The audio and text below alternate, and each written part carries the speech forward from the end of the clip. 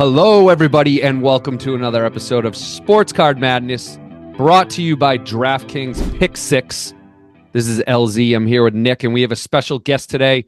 We have Evan Vucci, Pulitzer Prize-winning Associated Press chief photographer based in Washington, D.C. He's photographed many iconic moments, including Trump, Biden, even the George Floyd riots. So why are we having him today? Because when he's not traveling around following presidents, he's collecting sports cards, other memorabilia. He's a fan of the show, so we wanted to have him on. Evan, welcome to the show. Oh man, thanks for having me, guys. This is great. You're welcome. This is going to be so fun. Evan, I'm just going to get right into it, man. What do you collect? What sports cards are you into? Did you do the Desert Storm stuff back in the day, maybe, or what are you into?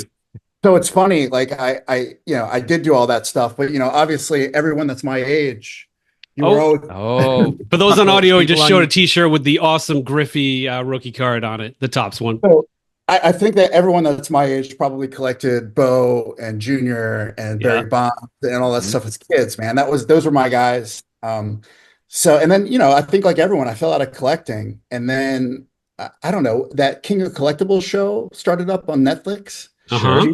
Have you guys seen it? Of course, yeah. Mm-hmm. So I started watching this King of Collectibles, and I started getting that itch back, man. I was like, man, I should really grab all my stuff. And so I got into the attic, and I'm pulling stuff out, and my wife is looking at me like, what are you doing? In my living room, there's cards everywhere. And I'm like, oh, I got really good stuff here. And then, then you realize that, hey, none of this stuff is worth anything, but it's nothing. Nothing at all. Fun to look through. So, and then from there, I just started organizing all my stuff, and and then now I collect. So I collect a lot of combat sports. I collect old Jack Johnson cards. Wow. Football. I love basketball. Basketball is my favorite thing to collect. And it's funny because as a kid, I collected a ton of baseball, and now I collect hardly anything. Baseball related. It's just not as fun. Did you collect basketball as a kid too then, or no? It was mostly baseball? I think again, my age bracket, we all had that run of Skybox and what was it? NBA hoops. And, it was that they had really cool inserts actually, man. But yeah, nothing that was, worth anything, but I got a bunch of that old stuff graded and I did a pretty good job taking care of it, but again, it's not worth anything, but to me, it's worth a lot. It's awesome. Did any of your old cards come back like 10s? Did you take such good care of them? Dude, literally 3 days ago, I got a Barry Sanders rookie back, that Gem 10. It was nice. That's not bad. Oh, it was great, dude. It was awesome. Wow. I sent some Bond stuff off, and I was like, man, this stuff looks pretty good. And they were like 8s. And then all my Bo stuff that I thought was, really good. Again, it wasn't worth it. To get it graded, but dude, I'm having so much fun. That's awesome. My stuff I wonder if you can tell. Back then. I wonder if you can tell a lot about a person as a child by their old cards getting graded and them getting 10s. Dude, because I wouldn't get any 10s. 0 as a kid. 0. My max grade would be like a 4 max. And that's all my garbage pail kids, everything. I'm so organized and so type A that I was always taking care of the stuff, man. All right. And it's wild. Everything was in sleep. It's crazy. And then, I had all my David Robinsons were really well protected, and my Greg Jeffries, stuff like that. Wow. That's great. I mean, the hobby needed people like you. I mean, if it was just a bunch of people like me and LZ, we're all screwed. There's no 10s. We're done. 0. You know what I mean? So it's crazy. Oh man. So one other thing. So you're collecting. It sounds like you're into basketball and the combat sports, which makes sense. So here's the thing. All the things that I think people hate in the hobby, I actually kind of enjoy. I like breaking. I like the excitement of it. It's gambling, right? It's fun. And then you have all these cars, and you're like, okay, I'm gonna go on eBay. And I love the hunt. I love the deal making. Yes. I love all that stuff. That's the part of this hobby that I really, really enjoy. Yeah. And so those are the things. I love getting on eBay, when I have downtime and just seeing if I can find some deals or and I think a lot of the stuff that people complain about the hobby, I really enjoy, and I think that's why it's having such a moment right now, because a little bit for everybody. One other thing. So you're in the political circles, right? Are you collecting cards of presidents and senators and things like that, or no? So I keep like all my press passes, and I keep like, certain things here and there I'll grab if I see like weird Hmm. stuff. I'll grab it and put it to the side, but I don't have an extensive collection. Um, I think I keep my job and my life separate. Okay. Yeah, that could be a Yeah. pain having like you have to change it all the time, right? It's like, all right, another election. I got to get another hundred No, reps, you but I'll know. tell you what's crazy is, so I made that photo in Butler, and it Mhm. sort of went crazy. And I've had people that are sending stuff to my house to sign, like Time Magazine, Oh. and Wow. else, and everyone's like, "Hey, I'm a school teacher, and can you sign these prints for me?" And I'm like, "Oh, that's really nice." And I'll like sign the prints and throw in some extra stuff in there, and I send it off to them, and then I'll like, then I was on eBay one day. I'm like, just see here, and the dudes are out there selling this. Wow. Wow. Well, Welcome, Evan. let Welcome to the world of TTM. Dude, I don't care. I don't care. So it's Oh, funny. it's so funny. I got a text earlier from a guy that's in the hobby. It was like, "Hey man, I just bought some Time magazines. How much do you charge to sign?" I was like, "Dude, just send them to me." I Just would never send them. charge anyone to sign, ever. That's cool. That's cool. Let's get into it because I wanted to ask you about. So you were mentioning this very famous photograph that you happened to take just probably about a month ago, the attempted assassination on former President Trump. Yep. Um, so that was you, Evan. That was Yep. your picture. You Yeah. snapped that photo. That Yeah. very iconic photo. Can you just talk to us about that moment and Sure. like how like what happened and Of yeah. course. So, just for background, I've been covering Trump since he was a candidate in 15. Mhm. So Oh, I've okay. covered him for, leading up to his first election, and then when he went to the White House, I covered him all 4 years in the White House, and then off and on, when he's been, out of the White House, but still in politics, and then once the campaign started back up, I jumped back on the campaign trail. So I've probably, I photographed hundreds and hundreds of these rallies, right? So I've done this a billion times. So it was like any other rally, man. And I was going up there. It was right before the Republican National Convention, Hmm. and I was going up there because we thought that he was going to announce a vice presidential pick. So while I'm on the way there, my editor called and said, "Hey, listen, man, they're going to wait for the pick until next week, but you're already on the way. You might as well just go." So I was like, "Okay." So I get there, and it's like any other rally. He comes out, he starts, waving to the crowd and doing his thing and giving a talk, and like he has this chart about immigration that he always shows, Yep. and like put this chart up, and they put the chart up, and the screen was off to his right, so he would be looking at me, and he's like looking at the chart. He looks forward, goes back to the chart, and then that's when I heard the popping sound, and I knew right Hmm. away it was on fire. So I had sort of a medium zoom lens on my camera, and I'm photographing, and I see all the Secret Service agents start to jump on top of them, and then I'm like, okay. I rushed to the stage. I got my wide angle lens out, and I'm like, that's when I just sort of my brain just shut off, and I just totally went into work mode. And and I'm looking for the as a journalist and as a photographer, I know that this will probably be the most important thing I ever document. And Hmm. I work for a very large company, and this is something that you don't want to screw up. And so I just started thinking, okay, where's he going to go next? What's going to happen? What are they doing? How hurt is he? And I'm thinking, okay, I could sort of hear them talking about him standing him up and everything else. And I knew that his egress was on the other side of the stage. So I ran to the other side of the stage, and they stood him up. And then this guy, like, he starts fighting with the Secret Service and comes to the front of and starts pumping his fist, and he's got the blood coming down his face. And that's the moment when they're about to bring him down the stairs that I captured. That sort of went crazy.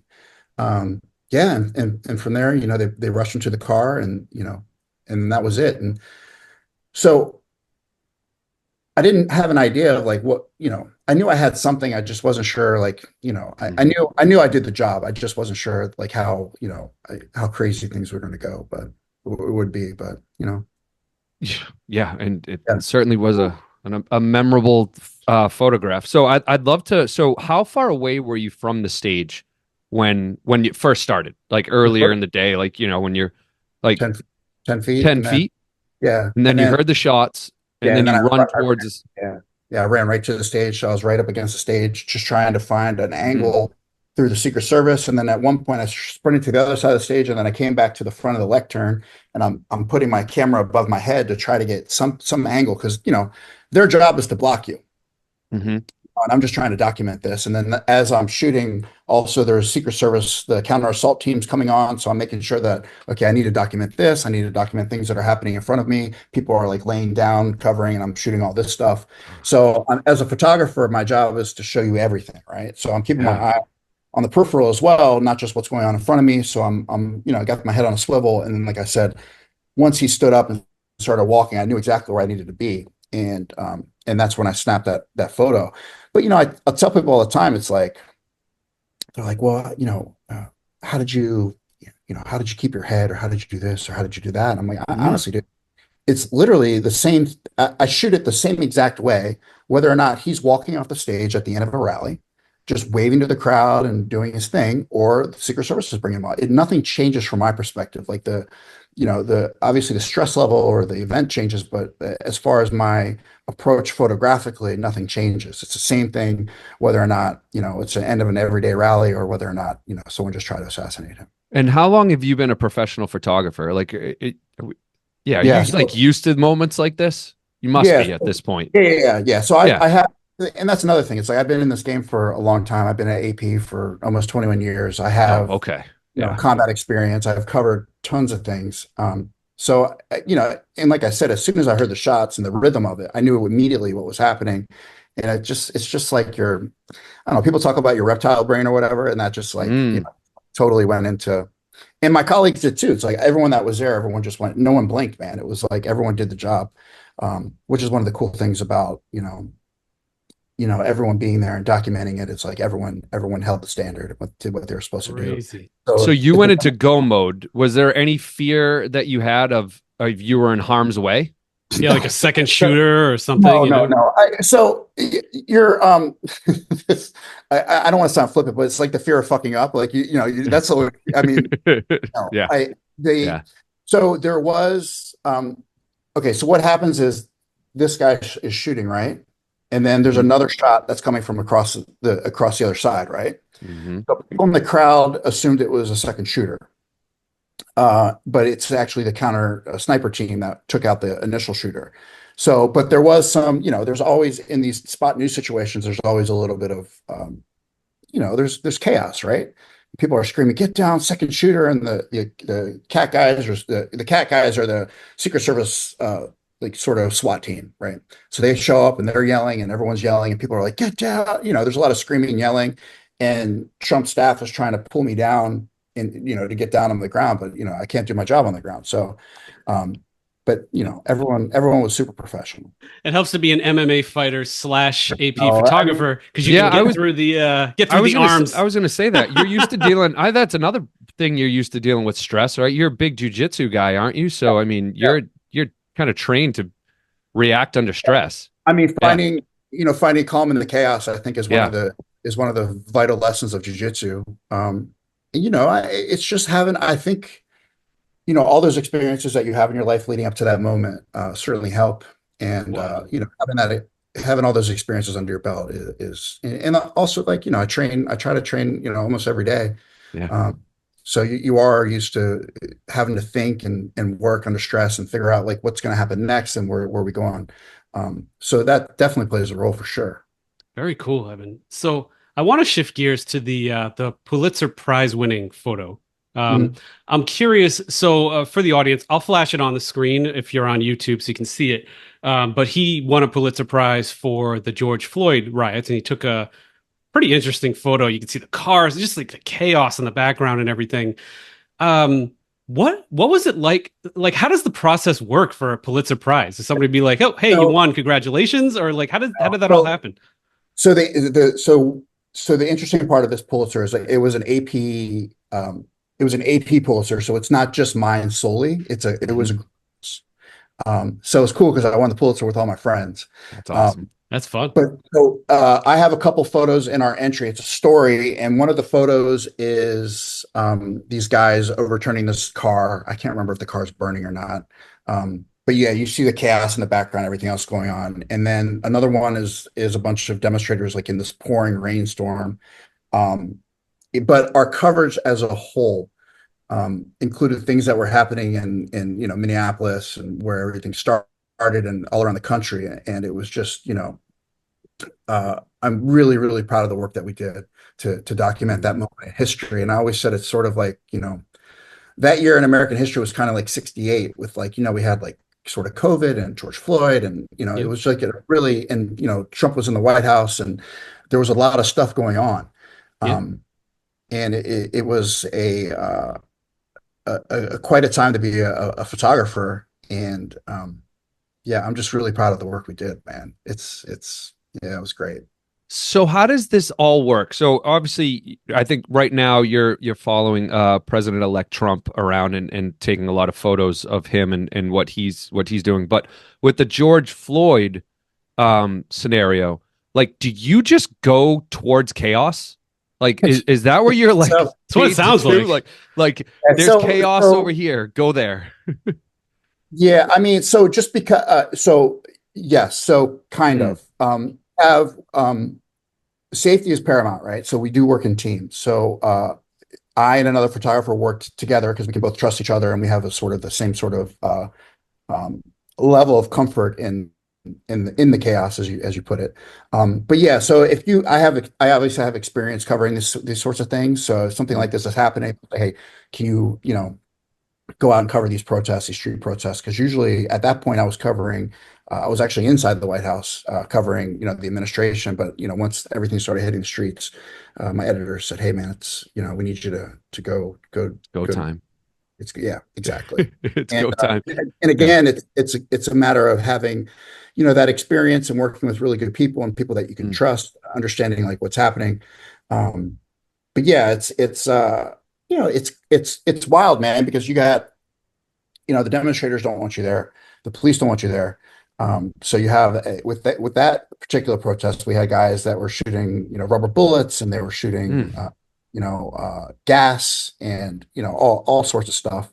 And they at one point they cleared Lafayette Park when Trump came out with the Bible. It was a whole, but yeah, they came with like horses and it was crazy. But again, I think as a photographer, and I always say the curse of the still photographer is I got to get it when it happens, right? So I don't get a redo. So the idea that you have to keep your head and try to document what's happening in front of you is vital. And you have to do it to the best of your ability because these are really important times, man. And these are important moments. And you can't lose this to history, even though the guy in front of you doesn't want you there or that. You've got to just put all that aside and do your job. And so what you're describing reminds me of, well, it doesn't remind me of it. It's that movie, that Civil War movie with Kirsten Dunst. Did you see that? Just pausing the episode here quick to tell you about DraftKings' new app, Pick 6. If you think your team is going to score more than 100 points, or your favorite point guard is going to score more than 4 3-pointers, this is how it works. You actually pick 2 to 6 players of the same sport, and you choose if they will have more or less of a stat. Points, assists, rebounds, whatever. You lock them in, you compete against other opponents for a shot at big cash prizes. If you download the new DraftKings Pick 6 app now, you can actually use code MADNESS6. That will allow you to play $5 and actually get $50 in credits guaranteed. Now back to the show. So you seen that, Evan? I haven't seen it yet, but you haven't? No, every interview I do, people are like, "What are your thoughts about this movie?" I just haven't seen it yet. Oh, now you got something to do. Funny. You got some homework. Oh yeah, you definitely. Next time you're on a plane, you got to look and you'll have a couple hours on a Delta flight or something. Yeah, exactly. Yeah, I get it all the time. That. They're like, "Never seen this movie?" I'm like, "No." Yeah. I know I watched it on a plane, so it's there. look it up. Look it up. All right, so it definitely sounds a lot like what you were going through. That's for sure. Look, yeah, you need photojournalists out there telling the story of this country, right, and the world for that matter. So, what we do is it's vitally important. We're the eyes of history, and my job is to show you what I see. The world through my eyes. And that's what I'm trying to do to the best of my ability. I'm trying to do it fairly. I'm trying to do it accurately. I'm trying to do it with something that's going to be engaging. So I want the photos to look good. But yeah, I mean, that's what we're doing out here. Yeah. Cool. And thank you for that. Yeah. Thank you. It's nice. Yeah, we don't have to do it. We can live vicariously through you. Yeah. So, Evan, it sounds like you're the chief photographer in Washington. So, obviously, you are probably closely tied to the president's activities, right? So, what does like a typical day look like for you? Do you just follow their schedule and follow them around? LZ will ask you about the memorabilia and stuff a little bit later, but like, what's the day like? You know? Yeah, that's exactly what we do. So the night before, they put out the president's schedule. And then I'll look at the schedule and say, okay, he's got a Eastern event at 9 a.m. and then he's going to go to the Pentagon at 12:30, or maybe he's going to then go to Andrews to fly to Pittsburgh to give a speech, and then come back, or is he going to stay overnight? So we sort of look at like what he's doing and then the travel that's happening that week, and that's how we build our schedule out. So we have a team of photographers that will cover all the movements. So everywhere that the president goes, he has it's called a press pool, the White House press pool. And there's 13 people, and it's made up of photographers from AP, who I work for, the New York Times, Reuters, and AFP. And then there's also a pool TV crew, and that rotates among the major networks. So one day it could be Fox, one day it could be CNN, one day it could be CBS. And there's 3 of those, and then there's other journalists that make up the pool. So everything that the president does, he has these 13 people that go everywhere he goes. So the president gets on Air Force One, we get on Air Force One. We get into the motorcade, we follow him around. He goes into the venue to give a speech. We go into the venue to give to cover all this. So anytime he does anything, we're there. Cool. Wow. Yeah. That's okay. All right. Well, let's get back to collecting a little bit. Sure. Especially with, your day, you're going on Air Force One, you're going to all these events. You did mention at the beginning that you have saved some kind of interesting press passes in the past. What is like the coolest piece of memorabilia that you have from your career? I'm trying to think, or autographs maybe, or something, like anything. No, so I've never, when I'm working, I try to keep it professional. So I've never asked for an autograph. Although, okay, I'll tell you a story. Don't tell anyone. Earmuffs. One time I broke the code of professionalism because I saw Muhammad Ali, and I'm a huge fight fan, right? So I was covering this event. I can't remember where it was, and I was younger. It was probably in, and I saw Muhammad Ali's photographer, this dude, Harry Bingham, I think is his name. I hopefully I didn't screw that up. And then I started talking with him. I'm like, man, he's like, dude, you want a photo with the champ? I'm like, yeah, I'd love a photo with the champ. And look, this breaks all the rules. I would never do that. But come on, man, it's Muhammad Ali.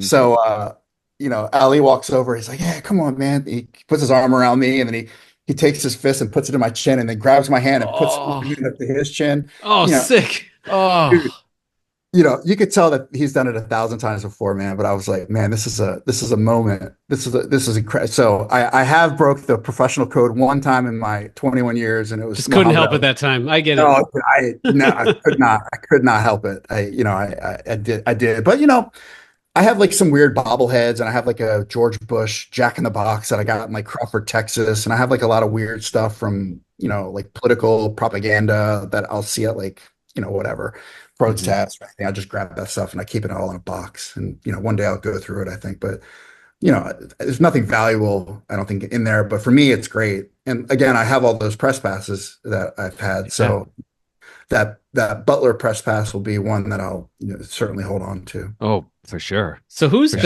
sounds like Muhammad Ali was really exciting for you. Who's been your favorite dignitary to cover? Like maybe most interesting one? It could be a president. It could be anybody, world leader. Any country. Who's been like somebody really interesting that you've interacted with or covered or shot?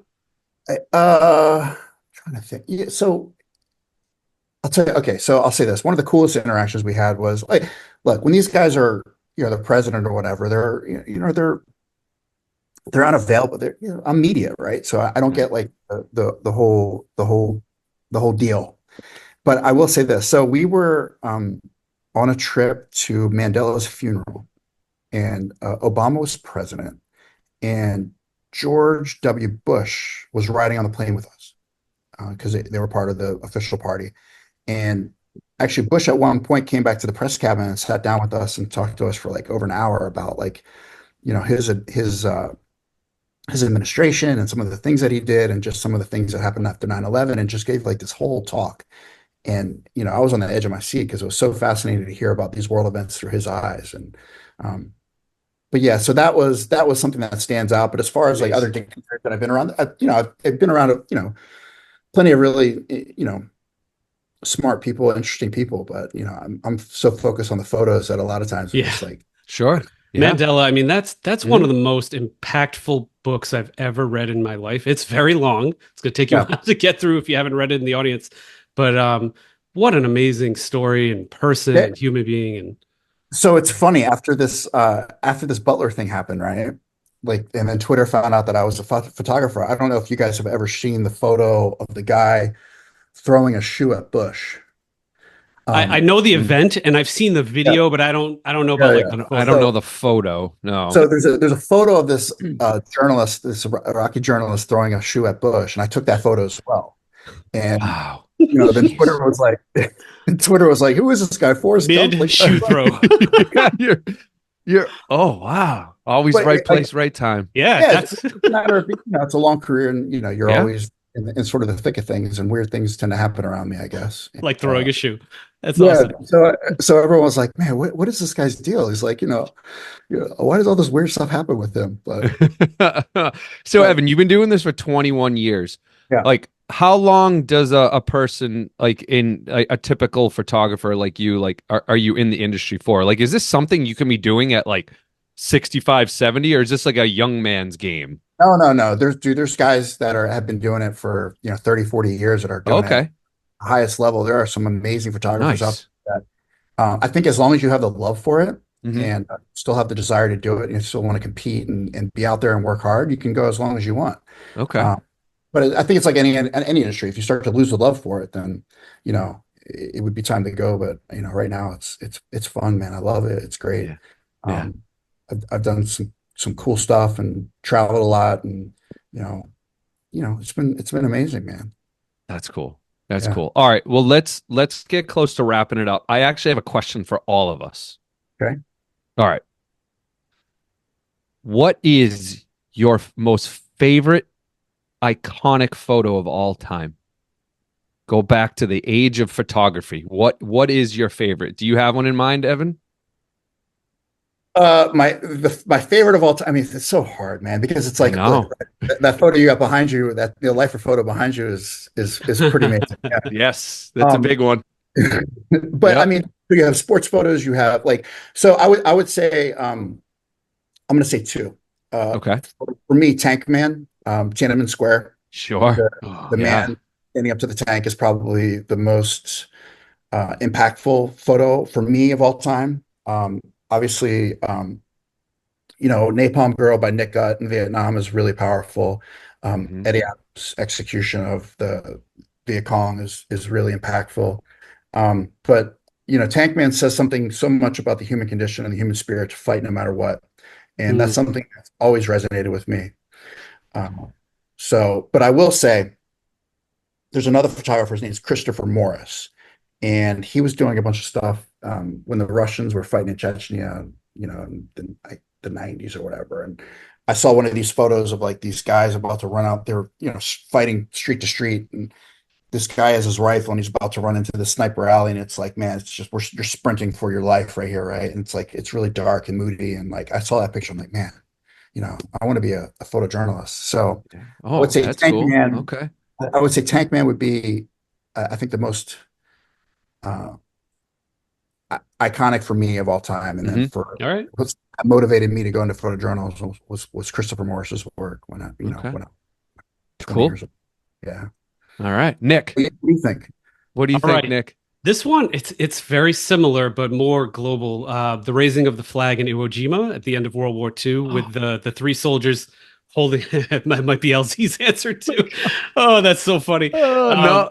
Evan, I'm sure you know this one, right? It's at the end of just this epic, struggle and battle, and they just, they're hoisting the flag up, and it's just this symbolic, like, man, we survived this. This country survived this.